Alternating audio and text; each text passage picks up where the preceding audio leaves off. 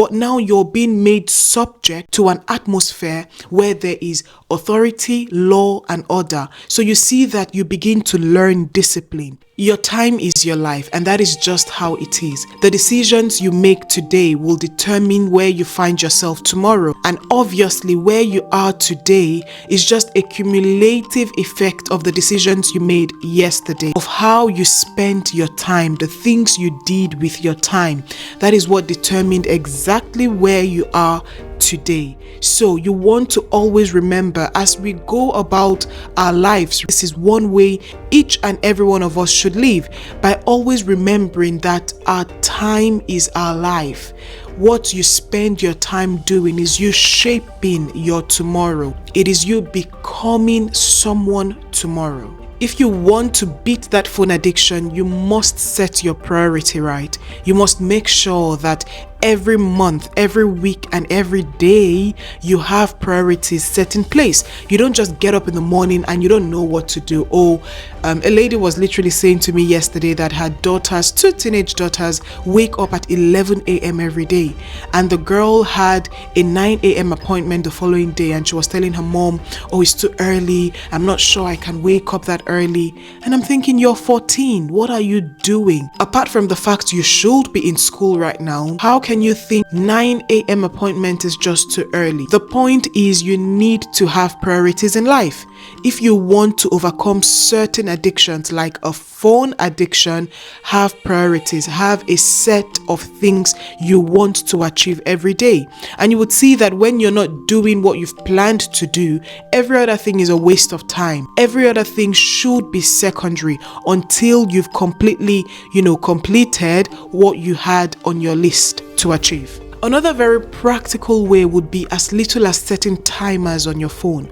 You want to make sure that you are using the value of that device. You've spent money to purchase it. At least let us get all of the value from it. Set timers, set periodic timers during the day to remind you to do certain things that would keep you away from endlessly scrolling on social media. 2-3 hours on Instagram is just too much. 2-3 hours on TikTok. I mean, you're not watching a sermon, you're not reading the scriptures. That is too much time to devote to any type of content on a daily basis, especially when at the close of your day, you don't even remember what you saw or what you heard. 80% of what you engaged with on social media, you've actually forgotten. If you were there really for research and to remember, you would be much more focused. You would be in a place where, you're able to retain. It is not distractive. Maybe you have a notepad, but you are able to retain. But you see that you're just scrolling with one finger, you're just sliding. You are whiling away your time, which in turn is your life. Most of our phones have inbuilt timers, or the applications we use as well. You could just go to your settings and look for the timer. At least I know Instagram has that, and it reminds you, right? Once you turn it on, you've been here for 15 minutes. You've been here for 30 minutes. Do you want us to remind you again in the next 5 minutes? Do you want us to not remind you for the rest of the day? It gives you a reminder. And if you're true to yourself and disciplined enough, like you should be, you would be able to scroll out of such things when you need to. It is really important because the time you spend on there, you could be doing something much more edifying for yourself. Thirdly, you should learn discipline, the art of discipline. This is actually an art. Recently, my boy started going to school, and I realized that discipline is a skill. Discipline is an art, in the sense that they're sat together on the table in school carrying out an activity, and this boy wants to jump up. He wants to go and play with his toys. He wants to pick up a piece of paper and a pen and do what he wants when he wants. His flesh is constantly dictating. But now you're being made subject to an atmosphere where there is authority, law, and order. So you see that you begin to learn discipline. You begin to learn not to move until you're told to move, to stay put until you are told otherwise. So take what I call a phone fast. Just take time off your phone. You may even decide that when you get up every day. You don't touch your phone until a certain time, 9 a.m., 12 p.m., especially when you know there's nothing you would miss. You want to take a phone fast. You don't want to be addicted to this technology.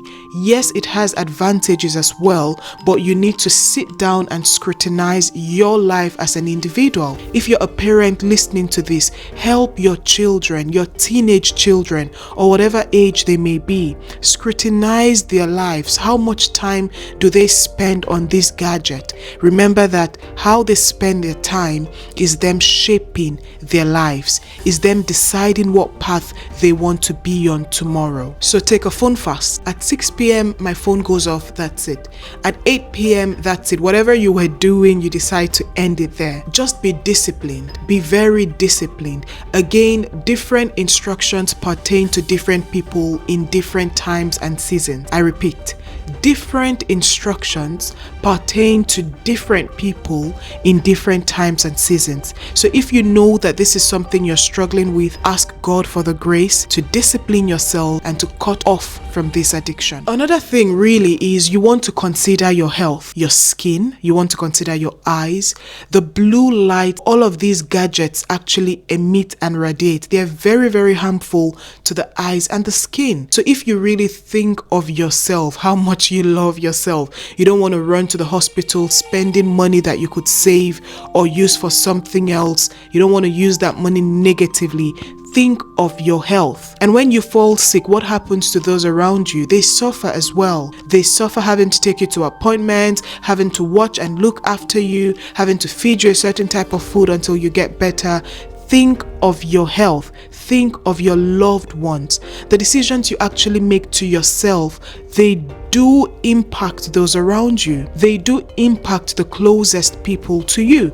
So again, think of your health, think of your eyes, think of your skin. Even the fluorescent bulbs we have in our houses today, they do emit blue lights. So you want to make sure that you're not constantly underneath all of these non-natural sources of light because they influence us negatively. Take a break once in a while, switch it off once in a while, and it will definitely do you good. So let's chat in the comment. Tell me any other way that you have broken that phone addiction in your life, or are you currently on a process, or is there any idea that just jumped at you whilst you were watching this video? Teach someone else what to do in times of trouble.